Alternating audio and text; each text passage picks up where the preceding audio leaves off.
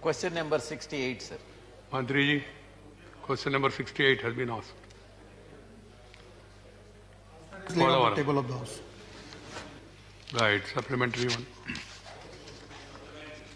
Sir, in March 2020, the Honorable Minister has told in Lok Sabha that the revised cost committee recommended revised estimates at 47,725 crores. But the Technical Advisory Committee, that is TAC, has given the investment clearance for 55,656 crores as per 2017 and 18 price levels. The state government so far has spent about 2,500 crores of its own money for the national project.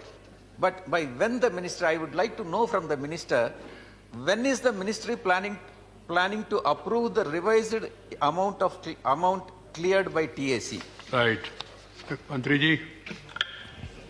धन्यवाद माननीय सभापति महोदय। आप देंगे या जल शक्ति मंत्री गजेंद्र सिंह शेखावत जी लोकसभा। धन्यवाद माननीय सभापति महोदय। माननीय सदस्य ने जानना चाहा है कि ये रिवाइज कॉस्ट एस्टिमेट जिसे जल शक्ति मंत्रालय ने अप्रूव किया था, इसे कब?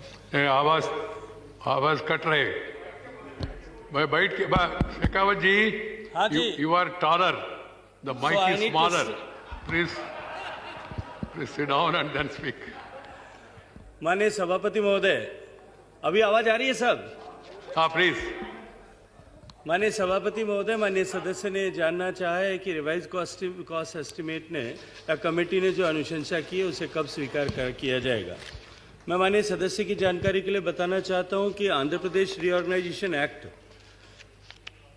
में इस बार जब पोलावरम प्रोजेक्ट को नेशनल प्रोजेक्ट डिक्लेयर किया गया था और राज्य सरकार उसे बनाएगी, इस बात का निर्णय हुआ था, तब उसी एक्ट में लिखा गया था, जो क्योंकि ये एक्ट का कैबिनेट नोट्स फाइनेंस मिनिस्ट्री ने मूव किया था और उसमें ये लिखा गया था कि 2013-14 के प्राइस लेवल पर इसे पूरा किया जाएगा और उससे आगे प्राइस एस्केलेशन की अनुमति नहीं दी जाएगी। रिवाइज कॉस्ट एस्टिमेट कमेटी ने अपनी पूरी गणना करके प्रोजेक्ट की further cost as on 2017 workout किया है। मुझे लगता है कि इसके आगे का विषय जो है अभी विचार किया जाना बाकी है। इसके आगे के विषय पर विचार करके कैबिनेट में भेजा जाएगा। कैबिनेट इसमें जो निर्णय करेगी उसके अनुरूप आगे कार्रवाई। Second supplementary. Sir, our Honorable Chief Minister of Andhra Pradesh, Sri Jagan Mohan Reddy Garu, wants to complete this project early next year, that is 2022. But there is a huge problem with the flow of funds at times. It is impacting the progress of the work.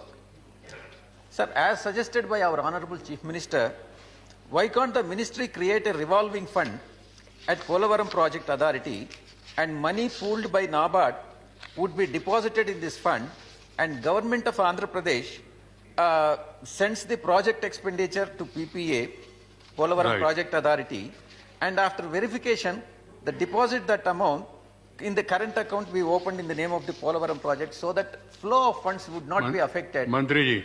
Thank you. माननीय सभापति महोदय, जहां तक flow of funds का प्रश्न है, मैं सदन को और सदन के माननीय सदस्यों को इस बात के लिए निवेदन करना चाहता हूं कि फ्लो ऑफ फंड्स को लेकर के किसी तरह की कोई चुनौती नहीं है, क्योंकि जब ये तय किया गया था कि ये नेशनल प्रोजेक्ट बनेगा, तभी ये तय किया गया था कि ये रियम्बर्स मोड पे किया जाएगा और LTIF से नाबार्ड के माध्यम से पैसा रेज करके हम राज्य सरकार को देते हैं। राज्य सरकार अपने का जो है बिल सबमिट करती है, सारे डॉक्यूमेंट्स का वेरिफिकेशन होता है, उसके बाद में हम पैसा रिलीज करते हैं। मुझे लगता है कि चुनौती उसको लेकर के नहीं है। चुनौती जो है वो अभी राज्य सरकार को जिन विषयों को और तेजी के साथ में काम करना और ध्यान देने की आवश्यकता है, वो R&R रिलेटेड इश्यूज हैं, उनको गति प्रदान किए जाने के बाद में ही मैं ये मानता हूं कि ये प्रोजेक्ट जो है या जिस अपेक्षा और भावना के साथ में माननीय मुख्यमंत्री आंध्र प्रदेश पूरा करना चाहते हैं वो पूरा हो पाएगा।